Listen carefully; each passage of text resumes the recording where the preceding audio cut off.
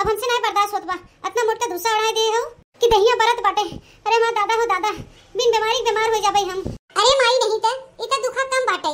जब तक अपने लोग के ससुरारी जाई पड़े ना तो झेल लेबू झेल। सवेरे उठ के संदल बनाओ खाओ माजो सही तो लड़का बच्चा कुल गेद गदेरा देखे पड़े। ये दोनों बेला बैठे बैठे खाए के मिलत बा त तनी कष्ट कैला कष्ट। अरे दीदी वो कुछ सोच के तो बर्दाश्त के बाटे, नहीं तो जैसे हमारे दहिया में आग बरत बाटे आग। इतना मोटा धुसा उड़ाए दे, चद्दर उड़ाए दे तो ना चलत। चंपवा बसंतिया, ए चंपवा। अरे दीदी तैयार हो जो, मुंह बनाई ले, अम्मा आवत बाटिन। हां हां हम बनावत है, कहू बनाई ले। अरे मोरे मैया रे, हमार चंपवा बसंतिया तिया पड़ी बाटिन। अरे न इतना मोटा है धुसा उड़े हैं दादा इतना गर्मिया में। अरे दादा हो पूरा दहिया टूटत बाटे। अरे मोर दादा अरे बसंतिया आई तनी भर हमार मुड़वा दवाई देते। बहुत ही तेज मुड़वा पिरात बा, फटत बा ऐसा लागत अब बम में नहीं फाड़ जाए। अरे मैया रे, अरे मां दीदी दवाई तो दे लेकिन हथवा हम बाहर ना निकाला, हमें बहुत जड़ात बाटे। अरे मोर बहिनी हमार तो पूरा दहिया एकदम चुरत बा, जैसे फालिस मार दे होए ऐसे बहुत बथत बा पिरात बा। अरे माई रे अरे हमार चंपा बसंती का हो गया तोहरे दोनों मिले के? कहे इतना तुरंत कहत पूरा थे कमरा ओढ़ के सोई है का हुआ? अरे मोर माई रे, अरे माई क्यों तो आए पूछे, हम तो सोची क्यों नहीं आए पूछे, ऐसे मर जाबे हमने कहत कुरत। अरे अम्मा बहुत तेज जा जूड़ी पकड़े बाटे, दहिया एकदम बर्फ हो बाटे, गन गन गन गन गन गन कापत बाटी। अरे मोर दादाई, अरे बाप रे बाप, अम्मा मुड़वा ऐसे लगे जैसे फाट गई। अरे बसंती हमें नहीं मालूम रहा अम्मा बच्चा लोग कि तू लोग इतना छटपटात बाटू। तोहरा दोनों जनी नहीं बताओ कि तबीयत खराब बाटे और सब अपने कामे में बिजी बाटे। अरे अम्मा सब बिजी बा है अपने कामे में, तू तो बिजी बाहू अपने पतोयन के छाए छोपे बाहू, एक मिनट खातिर नहीं छोड़त हूं। पतोयन के साथ हुई लपटियां रहा हूं, हमने खोज खबर नहीं करतू कि कहां बहन हमार दोनों बिटिया कहां नहीं बहन। 3 घंटा से हमने छटपटात है, ने क्यों खाना पूछत ना पानी पूछत से बुखारे में हमने तपत है। अरे हमार रानी लोग टेंशन मतलब अब हम बुलाए भोजयन के ले चलें दवाई दवाई दे, खाना पानी तो खवा पिया दे। दुल्हन ललका दखना हां ए मोटका दुल्हन इतनी आवाज है जल्दी ता क्या बस सासू अम्मा। अरे मोटका दुल्हन हमारे बिटियों के देखा चंपा बसंती के बहुत जोर बुखार हुआ है, तबीयत बहुत खराब हो गया बा। देखा तो कैसे दोनों मिली छटपटाते हैं मारे दर्द पीड़ा के। अरे मोरे माई, अरे मोरे मैया रे मैया ई दोनों जनी का हो गया दादा? अब अहिं तक तो ठीक रही, दोपहर वाला खाई ने का खरिया खाना यह दुनिया बीमार हो गई दादाई।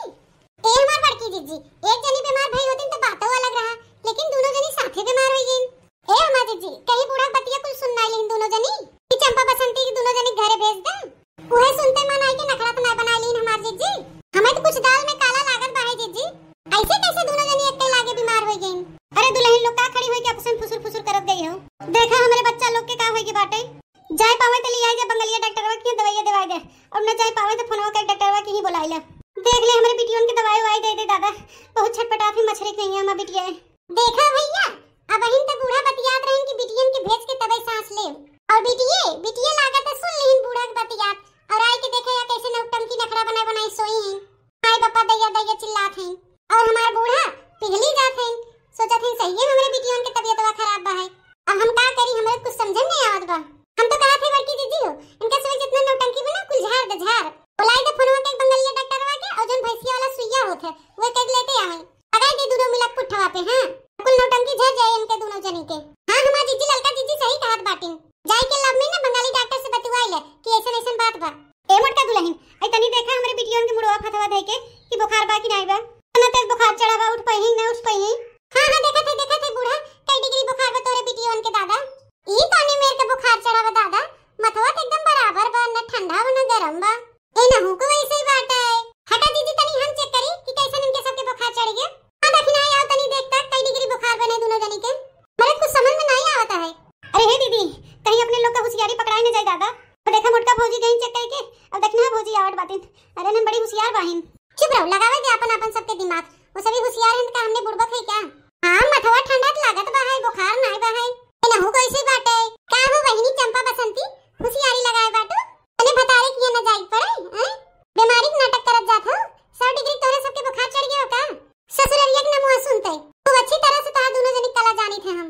अरे देखना भौजी मथवा ठंडा वाहे काहे कि हम लोग पट्टी कह रहे हैं वहीं की, नहीं तो हमरे सबके सही जड़ जोड़ी बुखार चढ़ा बाटे और ससुररिया बतिया सुन के थोड़ी हमारे सबके बुखार चढ़ गए जोने मेरे के तू बतिया था। अच्छा पट्टी कह रहा हूं ये हमारी ठंड बाटे क्या? अच्छा कंबलवा हटाई के देखी तो आसवे दहिया पहले दहिया छुई के देखी पहले कौने रिकिन का तो ऐसे के जोड़ी बुखार चढ़ा बाटे। अरे देखना भौजी काहे हाथ धोई के पीछे पड़ गई बाटू, माने हमने का दोनों मिली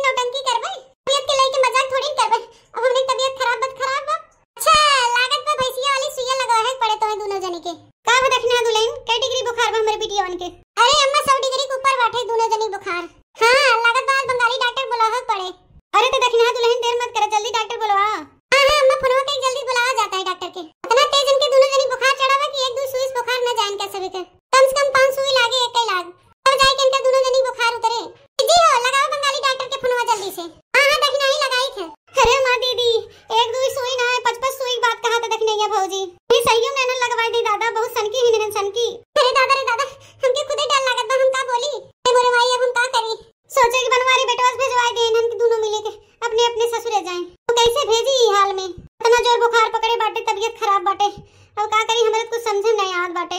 अरे सब जनी ही बाटू लागत चंपवा बसंतिया तैयार हो गई हैं सुररिया जाए खातिर, तब चलत जाए लागे 12वां टेम्पुया खड़ा बाटे, दोनों मिला के ले जाई छोड़ गई। अरे बनवारी बेटा, चंपा बसंती के हम सोचे रहे कि उनके ससुर भेजवा देबे, लेकिन देखा था उनन हालत बहुत खराब बाटे। हालत खराब बाटे का भय अम्मा उनके? अब ये देखा बनवारी बेटवा कैसे दोनों मिली पड़ी हैं, जड़ जुड़ी बुखार चढ़ गया। हां जिंकू पप्पा, तोरे दोनों बहनियन जड़ जुड़ी बुखार चढ़ गया बा। बंगलिया जात रे फोन लगावे बुलावे कि आई के सुई दवाई दे जाए, 4-5 सुई लगा दे, जल्दी से उतर जाए बुखारवा। अरे मोटकी, हमार बहनिया का गाय भैंस हैं का जन 4-5 सुई लागे बुखार उतरे बिना? का गाय भैंस से कोनो कम है काता है दोनों बहनिये नौटंकी बाज। अरे बड़े जने जोने मेरे के बुखार चढ़ा ना कि 4-5 सुई कम पड़ जाए। अरे 100 डिग्री के ऊपर बुखार चढ़ा बाटे। हां बनवारी बेटवा एक काम कर, दोनों मिला बैठाल टेम्पुया नहीं और ले चला बंगलिया के, ले चला जल्दी से ले चला हमरे बच्चा लोग के। जिंकू पापा ले चला, दोनों जनी बैठाई की वही दोनों जनी भैंसी वाला सुई लगवा देवे के। ई का मोटका दुल्हन भैंसिया वाला सुईया काहे लगवाबू हमरे दोनों बेटियन के? अरे तम्मा भैंसिया वाला सुई लागे ना। अरे अम्मा बचा ले। हां हां रानी लो टेंशन मत ले, ले चली बंगलिया के, यहां पे लगवा दे सुई, दवाई दे, कुछ ना हो दे तो दोनों जनी के। ले चला बनवारी बेटवा, देर ना करे, ले चला। ठीक मम्मा, हम टेम्पुया घुमाते एनन कह दे लिया क्या है दुल्हन लोग इतनी टिकाई ले चला हमरे बेटियन के, टिकाई ले चला 10